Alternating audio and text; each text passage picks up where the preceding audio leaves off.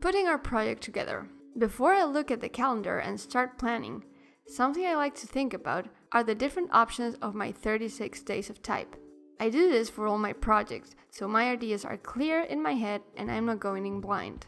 The objects I contemplate for 36 days of type are technique. In my case, this is obvious. As I work in graphic design, I'm always using my computer and almost always Illustrator. However, some people like to do this project using brushes, pens, ink, pencils, etc. without digitalizing their designs at all. Some even prefer to design their letters in 3D or adding some motion or animation. The options are practically endless. It all comes down to our imagination and how we want to approach the project. Theme. There are amazing projects that use the same theme, such as the word or ideas that start with the letter of the day. Others that simply illustrate with the shape of the letter, and some designers who like to experiment with the shapes of classical letters. Graphic style.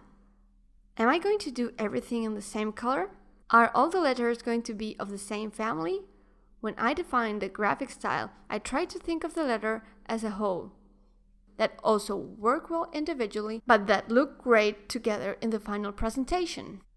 I'll think about using different typographies, the shape of the letters, if I want a monoline or flat style, if my letters will be upper or lower case, the size of the letters, and etc. For the 2017 edition, I decided to use 3 colors and a standard size for the letter, and I varied the other elements. I used textures for some, for others I used more moire effect. I also did some letters old school style. Difficulty. Once we've decided all of the above, we can get an idea of how difficult our project is going to be. You need to be realistic and really know how long each task is going to take you. If you overestimate, you will probably feel frustrated and end up abandoning the project. If you know beforehand the level of difficulty of our project and the time it's going to take to realize it, it will be a lot easier to plan. As an example, my project for this year, as I said, varied most of the elements, so I could change the level of difficulty of each letter, making my project more adaptable to my timeline. Size of the project. When we know how hard the project is going to be, we could decide to shorten it if we wanted.